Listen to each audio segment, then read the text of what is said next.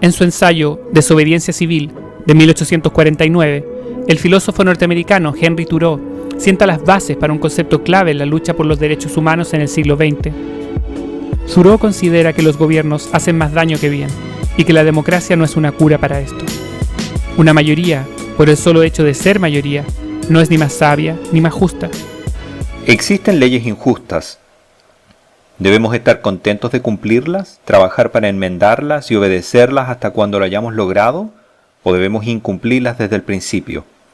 Las personas, bajo un gobierno como el actual, creen por lo general que deben esperar hasta haber convencido a la mayoría para cambiarlas. Creen que si oponen resistencia, el remedio sería peor que la enfermedad. Pero es culpa del gobierno que el remedio sea peor que la enfermedad.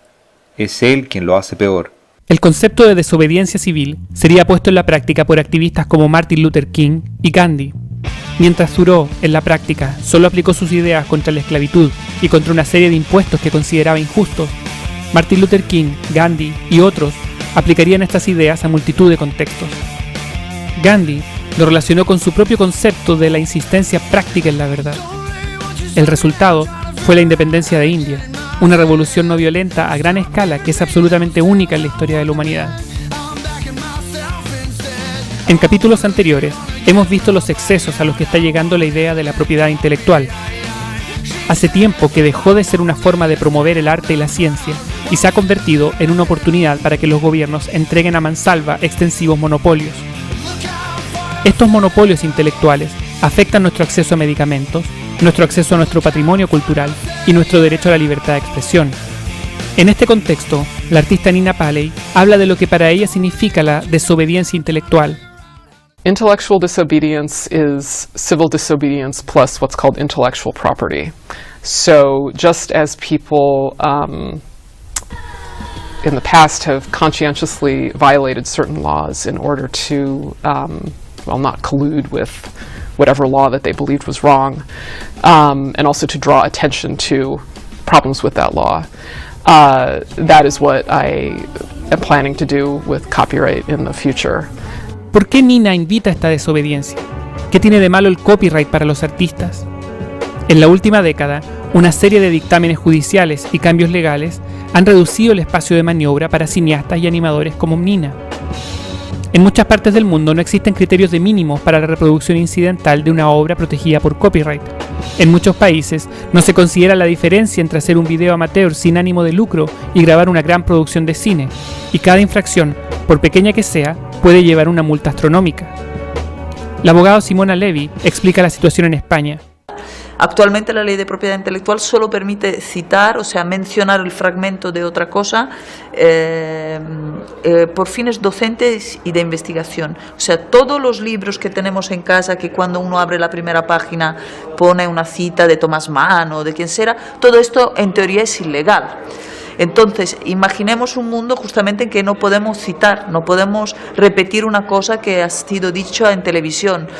Si suena un teléfono móvil, no puedo hacer el tune de Nokia, porque este tune tiene copyright. No puedo coger la imagen de una calle con sus pancartas, porque esta pancarta tiene copyright gráfico. O sea, no podríamos hablar de la propia realidad, no podríamos contar nuestra propia vida. Deberíamos continuamente pagar para contarla y permitir, obviamente como no todos podremos pagar, que solo la industria contara la vida que estamos viviendo. En estas circunstancias, Nina Paley se declara abiertamente en desobediencia intelectual. And I just have to say, well, I gotta make this thing, I gotta remix this thing, I gotta make this transformative work. I know that I'm infringing copyright, and I don't apologize for it. It's important for me as an artist to make art, and the degree of self-censorship that is required by the law is too great.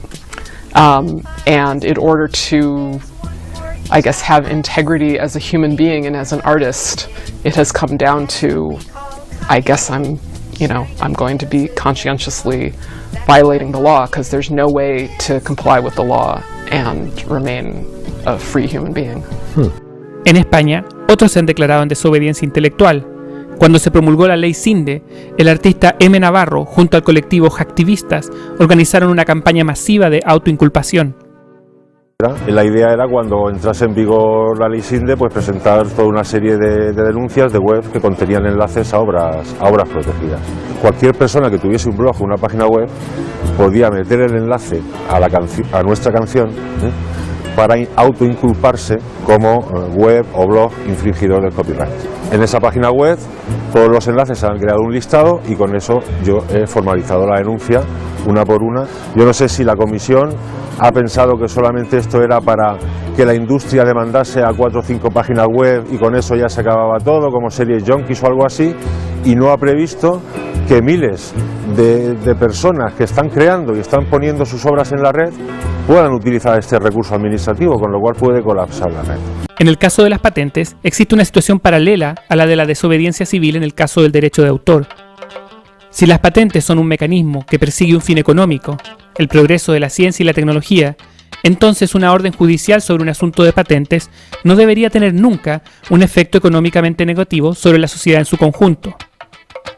En otras palabras, las medidas cautelares que, por ejemplo, prohíben vender una cierta marca de un dispositivo, como ha sucedido con algunos tablets o teléfonos móviles, o prohíben la fabricación de un medicamento, jamás deberían usarse, como argumenta el profesor de Derecho Daniel Ravicher, quien responde así a los escépticos de lo que él denomina como una infracción eficiente dentro del sistema de patentes. Now, having said that, the immediate response is, if I have a patent on my pharmaceutical or on my computer program, I can't let other people infringe it at will, or else I'll never invest. My answer is, you do not need an injunction as a matter of law.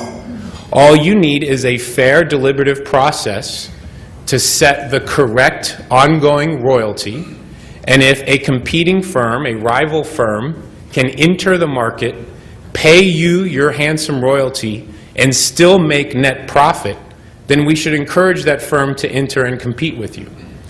But if the amount of royalty owed to you for your innovation is greater than the competitor can make from entering the market, you will have a de facto injunction because no rational actor will enter. This is what I call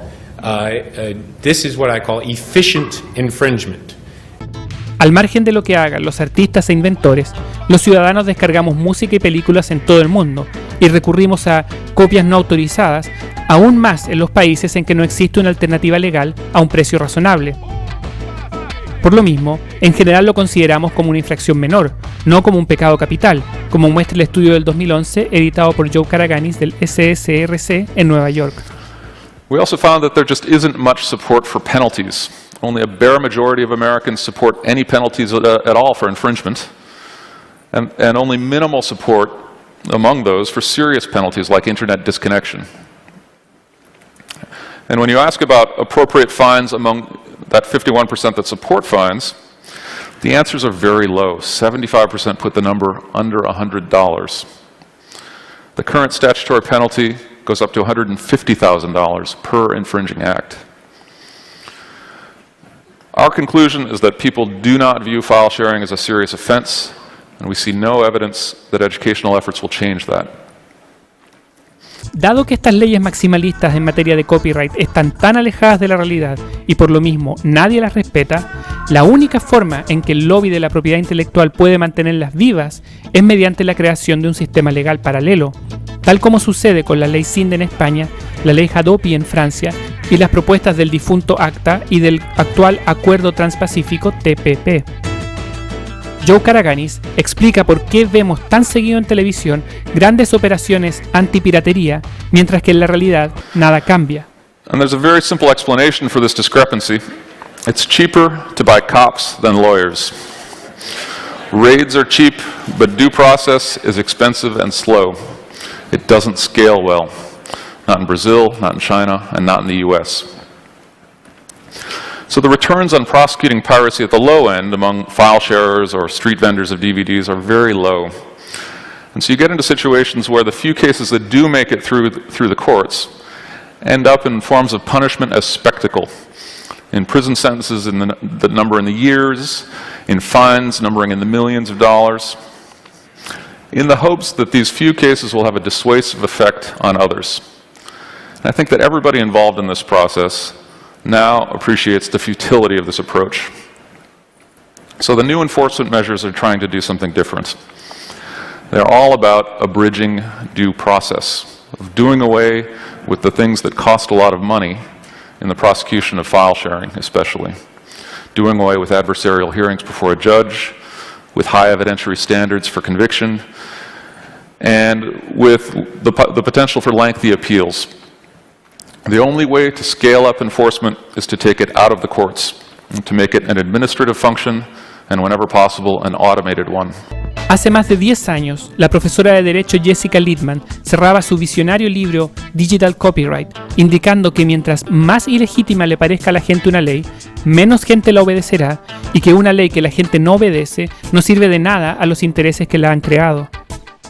En otras palabras, finalmente el lobby de la propiedad intelectual deberá elegir entre presionar para obtener leyes razonables que sí se apliquen o conseguir leyes irracionales que no se apliquen, como resume Nina. In 10 years, I think the laws are going to be worse. And I also think they're going to be less relevant. I mean, already the difference between the laws and people's behavior, it's like they're different planets. I'm not hopeful for the laws changing. A lot of other people are. So maybe we'll have meaningful copyright reform. I doubt it. I don't think it matters. I think the tools are available for people to create and share culture, and they're going to do that. And they might be doing it illegally, and at a certain point, it's going to be more than the system can handle.